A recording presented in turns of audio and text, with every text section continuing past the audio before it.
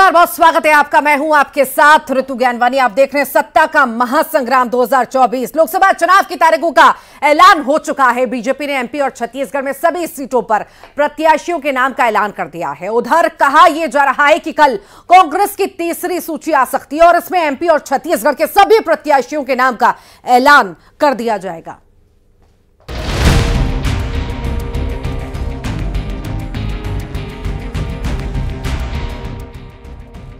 कल दिल्ली में कांग्रेस की अहम बैठक होने वाली है। दिल्ली में सीईसी की बैठक में लोकसभा के प्रत्याशियों के नाम पर चर्चा होगी और इसके बाद नाम का ऐलान किया जा सकता है।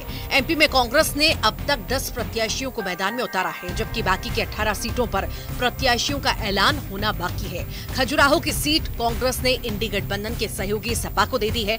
ऐसे में कांग्रेस एमपी में 28 सीटों पर चुनाव लड़ेगी। प्रदेश अध्यक्ष जीतू पटवारी ने सीईसी बैठक के बाद लिस्ट आने की बात कही, साथ ही जीत का दावा भी किया।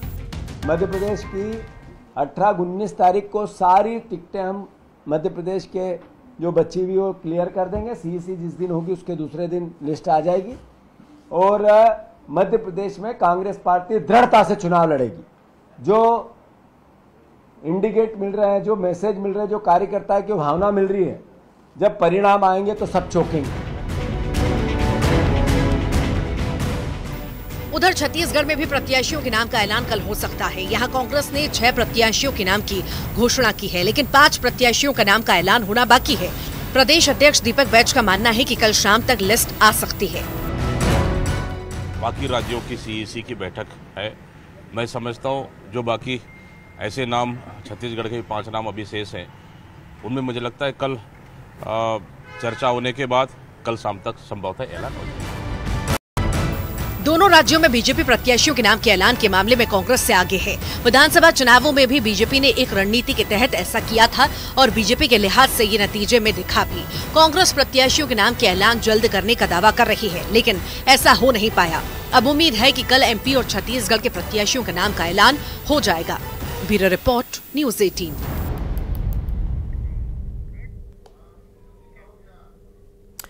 तो एमपी में 18 सीटों पर कौन से दावेदार हैं जिनके नाम की चर्चा लगातार जारी है, वो हम आपको बताते हैं। दमोह का जिक्र किया जाए तो डॉक्टर जया ठाकुर का नाम आगे चल रहा है। सागर का जिक्र करें तो यहां से भूपेंद्र सिंह है। नर्मदापुरम है, नरसिंहपुर, यहां से संजय शर्मा हो सकते हैं। शहडोल की बात की जाए तो फुंदे लाल सिंह मार्को, इनका नाम चल रहा है। बालाघाट हीना कावरे, इनके नाम पर लगातार मंथन हो रहा है। तो वहीं विदिशा का जिक्र करें, विदिशा रायसेन का अनुमा आचार्य, इनका नाम चल रहा है। झाबुआ और रतलाम का जिक्र किया जाए तो कांतिलाल भूरिया का नाम चल रहा है। राजगढ़ से चंदर सिंह सोंधिया का नाम चल रहा है। वहीं खंडवा का जिक्र किया जाए तो यहां से अरुण यादव हैं। उज्जैन से महेश परमार का नाम चल रहा है। ग्वालियर का जिक्र किया जाए तो यहां से प्रवीण पाठक, गुना से वीरेंद्र रघुवंशी, भोपाल से श्याम सुंदर श्रीवास्तव, तो वहीं इंदौर से जीतू पटवारी का नाम चल रहा है। जबलपुर का जिक्र करें तो सौरभ नाटी शर्मा है। मंदसौर में विपिन जैन है, मीनाक्षी नटराजन है, समंदर पटेल हैं। यहाँ पर 3 नामों पर मंथन चल रहा है। वहीं मुरैना में गोविंद सिंह के नाम पर मंथन चल रहा है। रीवा का जिक्र किया जाए तो अजय मिश्रा। तो ये तमाम वो नाम हैं जिन पर लगातार मंथन चल रहा है और अब जो है जल्द सूची भी आ सकती है। हो सकता है इन्हीं में से नाम जो है किसी के हों। अब बात छत्तीसगढ़ की कर लेते हैं। यहां के 5 सीटों पर कौन से दावेदार हैं जिनको टिकट मिल सकता है, ये भी आपको बताते हैं। सबसे पहले जिक्र सरगुजा का कर लेते हैं।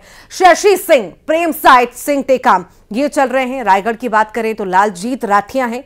चक्रधर और सिदार रामनाथ का नाम चल रहा है। वही बिलासपुर से विष्णु यादव हैं, देवेंद्र यादव हैं, इनके नाम पर मंथन हो रहा है। कांकेर से वीरेश ठाकुर हैं, अनिला भेड़िया है, दीपक बैज है। ये तीनों नामों पर मंथन हो रहा है।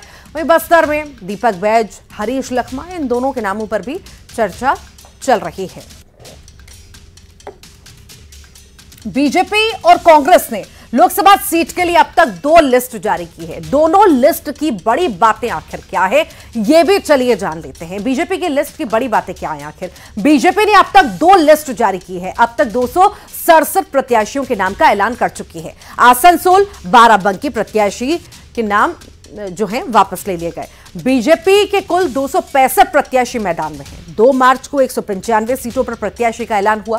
13 मार्च को लिस्ट में 72 प्रत्याशी के नाम का ऐलान हुआ। अब जिक्र कांग्रेस की लिस्ट का कर लेते हैं। इसमें बड़ी बातें क्या है? कांग्रेस ने अब तक 2 लिस्ट जारी की है। अब तक 82 प्रत्याशियों के नाम का ऐलान कांग्रेस कर चुकी है।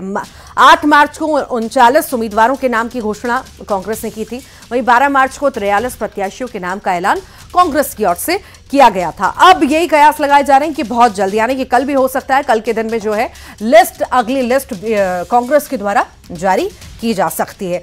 ज्यादा जानकारी के लिए सहयोगी हमारे साथ जुड़ गए हैं, छत्तीसगढ़ से भी, मध्य प्रदेश से भी प्रशांत कटारे हैं भोपाल से, वहीं युगल तिवारी हैं रायपुर से। सबसे पहले प्रशांत का रुख कर लेते हैं। प्रशांत, बहुत लंबा इंतजार कांग्रेस करा रही है, लग रहा है कि अब बात नहीं बन पा रही है, लगातार मंथन चल रहा है। क्या लगता है कि अब जो कहा जा रहा है कि बैठक होनी है, फाइनल हो जाएंगे नाम, कल तक माने नाम सामने होंगे? बिल्कुल, देखिए कल हो सकता है कल शाम तक नाम फाइनल हो जाए, नाम आ जाए, या फिर परसों का भी चर्चा है। अगर कल शाम तक नहीं आते तो फिर परसों लगभग सूची आप ये तय मानिए कि आ जाएगी। और कुछ एक जो बड़ी सीटें थी उन पर जरूर मसला फंसा हुआ था। इंदौर पर मसला फंसा हुआ था, कई जो बड़े चेहरे हैं वो बीजेपी में चले गए थे। लेकिन कुछ नाम जो आप ले रही थी, शुरुआत से बता रही थी, वो उसमें थोड़ा सा जरूर क्लियर कर दूं। एक आपने सागर से भूपेन्द्र सिंह का नाम लिया था। दरअसल उनकी पूरी जो आइडेंटिटी है भूपेन्द्र सिंह मोहासा के तौर पर उनकी पहचान है, भूपेन्द्र सिंह मोहासा के तौर पर जाना जाता है। लेकिन वहां पर 2 और नाम भी हैं अभी। एक प्रभु सिंह जो पहले पिछला चुनाव कांग्रेस से लड़े थे, हार गए थे, लेकिन भूपेन्द्र सिंह मोहासा और प्रभु सिंह दामाद, ससुर दामाद है, रिश्ते में ससुर दामाद। एक और नाम चल रहा था वहां से गुड्डू बुंदेला का, जो यूपी से आते हैं। तो अगर यूथ को मौका देती है कांग्रेस तो भूपेन्द्र सिंह मोहासा को स्पेस देगी। दमोह का जिक्र आप कर रहे थे, यहां पर जया ठाकुर का नाम आपने लिया, साथ में एक नाम और चल रहा है वरुण ठाकुर का। ये दोनों हस्बैंड वाइफ हैं, आप ये समझिएगा, हस्बैंड वाइफ। एक तीसरा नाम चल रहा था प्रताप लोधी का। वरुण ठाकुर वही है जो इलेक्टोरल बॉन्ड में याचिका सुप्रीम कोर्ट में दाखिल करने वाले, जो बड़ा मसला, देश का बड़ा मसला बना था, और संभवतः इस वजह से कांग्रेस उन्हें प्रेफरेंस दे सकती है। बाकी कई और जो नाम चल रहे हैं, एक रामू टेकाम का नाम भी चल रहा है। रामू टेकाम पिछली बार भी लोकसभा चुनाव हारे थे। लेकिन हालांकि जो बड़ी सीटें जिनका जिक्र करें, इंदौर एक बहुत महत्वपूर्ण सीट है। मालवा में परेशानी कांग्रेस के लिए इसलिए बढ़ गई है कि मालवा के कई बड़े नेता पार्टी छोड़कर बीजेपी में आ गए। बहुत सारे नेता हाल में जिनकी चर्चा हुई है, चाहे वो अंतर सिंह दरबार, हालांकि पहले से ही कांग्रेस वो छोड़ चुके थे, गजेंद्र सिंह राजू खेड़ी हैं, संजय शुक्ला हैं, विशाल पटेल हैं, कई और ऐसे बड़े नेता। इसकी वजह से कांग्रेस की परेशानियां वाकई बढ़ गई हैं। चूंकि एक माहौल बनाने वाला जो एक हम सिनेरियो कहें तो कांग्रेस के पक्ष में बहुत कुछ नजर आ नहीं रहा है। इतना देर करने की एक वजह यह भी है ऋतु, थोड़ा सा समय लेने की, कि ऐसा ना हो कि नाम वो अनाउंस करें और जो कैंडिडेट कांग्रेस अनाउंस करे वो पार्टी छोड़कर बीजेपी में चला जाए। आपको याद होगा जो जबलपुर के महापौर, उनका सिंगल नाम था पैनल में, वो पहले ही पार्टी छोड़कर बीजेपी में चले गए। तो एक चिंता ये भी है, कई बड़े चेहरे चुनाव नहीं लड़ना चाह रहे हैं। देवास से जैसा कि सज्जन सिंह वर्मा का नाम चल रहा था, बड़े दावेदार हैं, सिंगल नाम था उनका, लेकिन उन्होंने बताया जा रहा है कि चुनाव से इनकार कर दिया है। मालवीय उनका नाम अब प्रमुखता से वहां से देवास से लिया जा रहा। तो ऐसे कई जो बड़ी सीटें थी उन पर अभी पेच फंसा हुआ था, और संभव ये माना जा रहा है कि ये कल या परसों लौटूंगी आपके पास। युगल भी चूंकि लगातार जुड़े हुए छत्तीसगढ़ की भी जानकारी ले लेते हैं कि आखिर वहां के लिए भी इतना समय क्यों लग रहा है। युगल, क्या लगता है आखिर कहां पेच फंसता हुआ नजर आ रहा है, इतना समय क्यों लग रहा है कांग्रेस को, और क्या लगता है कब तक ये आगे की लिस्ट, नामों की लिस्ट आ सकती है, और कहां पर आखिर ऐसे कौन से उम्मीदवार होंगे जहां पर सबसे ज्यादा पेच फंसता हुआ नजर आ रहा है?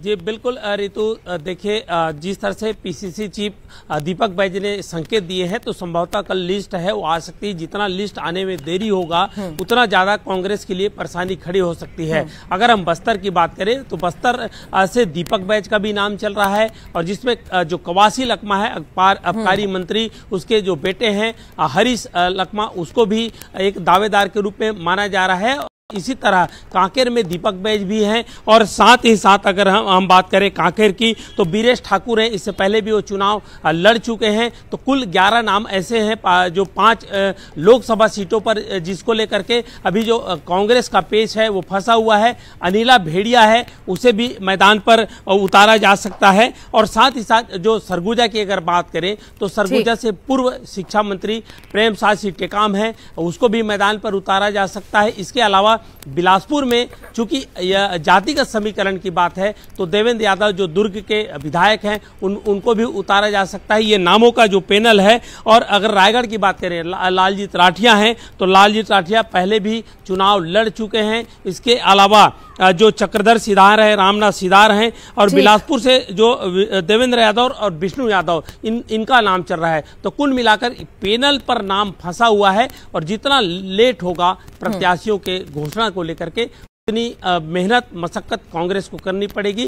तो बेहतर यही है कि अगर टक्कर देनी है चूंकि तारीखों का ऐलान हो चुका है और समय बहुत कम बचा है कांग्रेस के पास भी, इनफैक्ट सभी के पास ही, कि लोगों के पास जाएं और वो जो रैलियां करनी है, कार्यक्रम करने हैं, उनके लिए समय बहुत कम है। फिलहाल के लिए बहुत शुक्रिया जानकारी को साझा करने के लिए।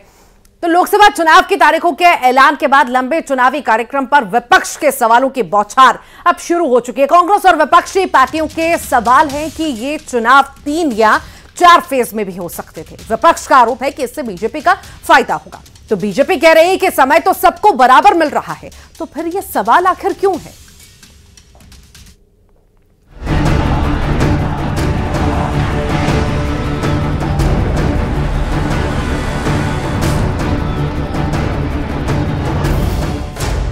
चुनाव की तारीखों के ऐलान पर राजनीति शुरू।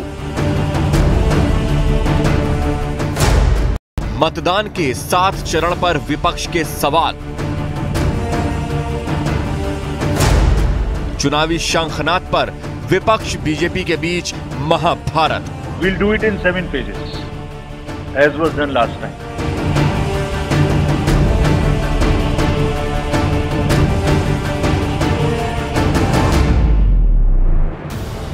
मुख्य चुनाव आयुक्त के इस ऐलान के साथ ही विपक्ष के सवालों का शोर शुरू हो गया और शुरू हो गई आरोपों की बौछार। विपक्षी पार्टियों ने 7 फेज में होने वाले चुनाव पर सवाल उठा दिए हैं। विपक्ष का आरोप है कि 7 फेज तक चुनाव खींचने से बीजेपी को फायदा मिलेगा। कांग्रेस की दलील है कि 3 या 4 चरण में भी चुनाव ही काफी होते हैं। So this is a very, according to me, it's not good. He could have completed within 3 or 4 this thing. एक फेज या 2 फेज में इलेक्शन हो तो वोटर टर्नआउट ज्यादा होता है, लेकिन हमारे बात को कौन सुने? नहीं सुना। 7 फेजेस इलेक्शन हो रहा है। ये एक प्रश्न उठा रहा है कितना दूर तक ये निरपेक्ष है। ऐसे में सवाल उठता है कि क्या 7 चरणों में चुनाव होने से बीजेपी की अगुवाई वाली एनडीए को फायदा मिलेगा? प्रचार करने के लिए ज्यादा वक्त मिलेगा? क्या विपक्षी दलों के इंडिया गठबंधन के लिए 7 चरण मुश्किलें बढ़ा सकता है? ये सवाल इसलिए क्योंकि हर पार्टी की अपनी अपनी दलील है। वो ये कि 3 या 4 फेज में चुनाव होने से प्रचार कम करना पड़ेगा, जबकि बीजेपी चुनाव आयोग के फैसले का स्वागत करती दिखी। बीजेपी नेताओं के मुताबिक 7 चरणों की वजह से सभी नागरिक मतदान में बढ़ चढ़कर हिस्सा लेंगे। 7 चरणों से मैं बाहर नहीं आ सकते। इतना डिजिटल इंडिया की बात होते हैं, आर्टिफिशियल इंटेलिजेंस की बात होती है, इतने सारे हमारे देश में सब कुछ आधुनिक बनाए जाते हैं, लेकिन 7 चरण हम फंसे हुए हैं। 7 फेज के चुनाव में सभी नागरिक बढ़ चढ़ के हिस्सा ले, मर्यादा के अंदर रह के वितर्क करे, चर्चा करे, मुद्दों को सामने लेके आए, लोगों की मुद्दा बने। 7 चरणों में चुनाव होने का मतलब है कि चुनाव कुल 46 दिन चलेगा, यानी 16 मार्च को लागू हुई आचार संहिता 89 दिन तक रहेगी। 2024 के चुनाव से पहले साल 1952 का पहला लोकसभा चुनाव 4 महीने तक चला था। इसलिए विपक्ष सवालों की बौछार कर रहा है।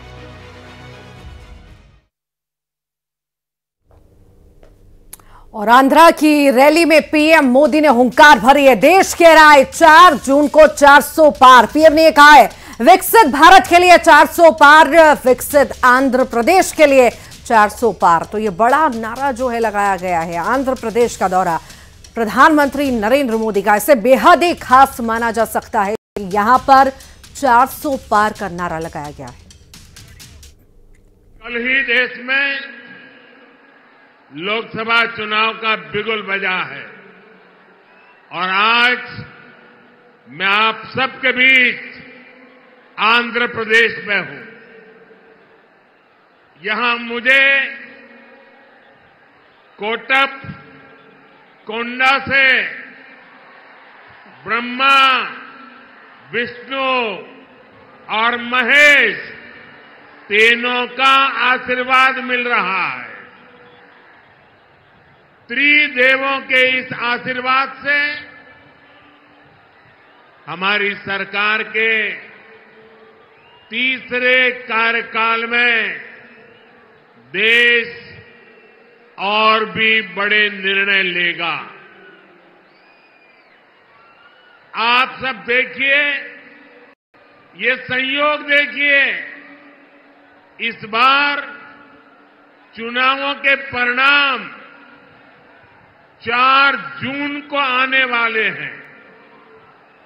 अब पूरा देश कह रहा है 4 जून को 400 पार। लोकसभा चुनाव की तारीखों का ऐलान के साथ ही लोकतंत्र की सबसे बड़े लड़ाई का मैदान सज चुका है, लेकिन इस ऐलान से पहले ही पक्ष और विपक्ष की तैयारी जोरदार रही। चुनाव की तारीखों के ऐलान से पहले प्रधानमंत्री नरेंद्र मोदी 18 राज्यों की 488 लोकसभा सीटों और राहुल गांधी 15 राज्यों की 357 सीटों का दौरा कर चुके हैं। कौन कितना मजबूत है, इस रिपोर्ट से समझिए।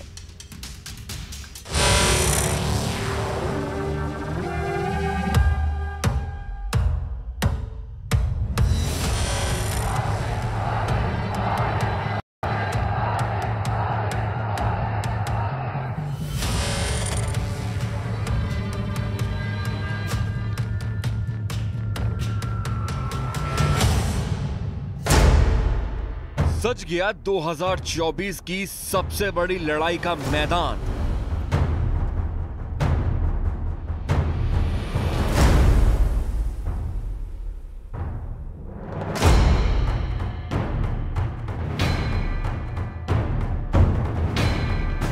चुनावी जंग में पीएम मोदी की तैयारी प्रचंड।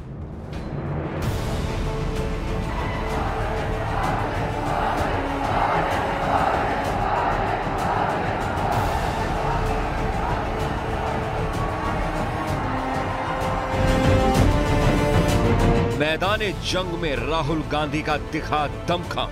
गरीब जनरल क्लास के हाथ में कितना है, पिछड़ों के हाथ में कितना है। लोकसभा चुनाव 2024 की तारीखों का ऐलान हो चुका है और इस ऐलान के बाद चुनाव आयोग की कुछ बंदिशों के साथ सभी पार्टियों के नेता मैदान में कूद चुके हैं। लेकिन चुनाव की तारीखों के ऐलान से पहले ही प्रधानमंत्री नरेंद्र मोदी जनता के बीच परिवारवाद, नागरिकता संशोधन कानून और मोदी की गारंटी जैसे एजेंडे के साथ जनता के बीच गए। वहीं राहुल गांधी ने भी अपनी जीत सुनिश्चित करने के लिए जनता के बीच जाने में कोई कोर कसर नहीं छोड़ी। चुनाव की तारीखों के ऐलान से पहले यानी 2 जनवरी से 15 मार्च के बीच प्रधानमंत्री नरेंद्र मोदी 18 राज्यों की 488 लोकसभा सीटों और राहुल गांधी 15 राज्यों की 357 सीटों को कवर कर चुके हैं।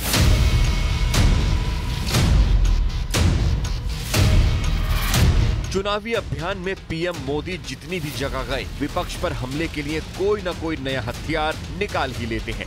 वहीं राहुल गांधी भारत जोड़ो न्याय यात्रा के दौरान सरकार पर हमला करने से नहीं हिचके।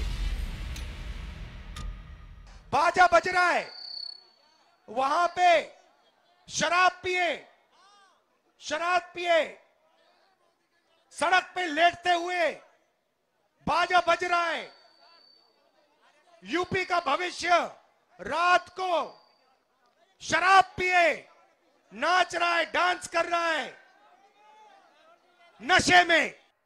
जिनके अपने होश ठिकाने नहीं है, वो यूपी के मेरे काशी के बच्चों को नशेड़ी कह रहे हैं।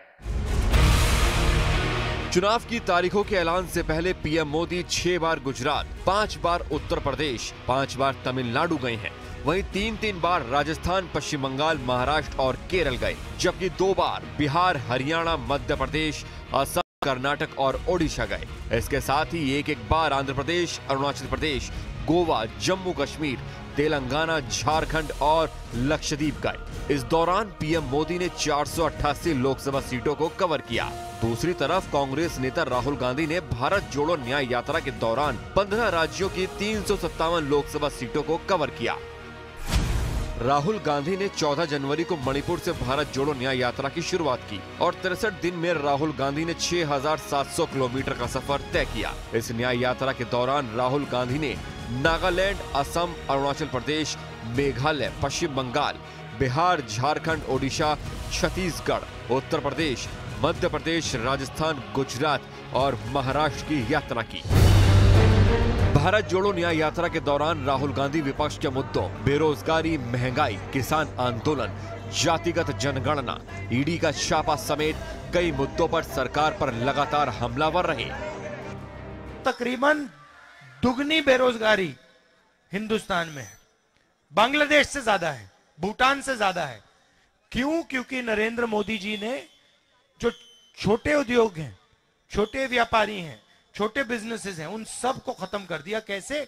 जीएसटी और नोटबंदी से। देश में लाखों करोड़ रुपए के इन विकास कार्यों से सबसे ज्यादा दिक्कत अगर किसी को है तो वो है कांग्रेस और उसके गठबंधन गठबंधन।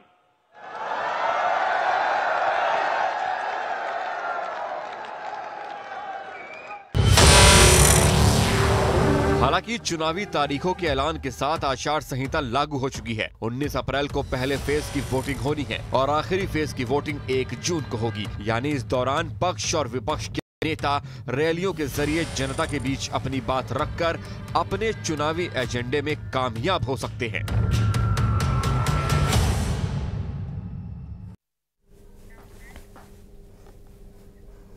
और इसी के साथ ही फिलहाल के लिए इतना ही। नमस्कार।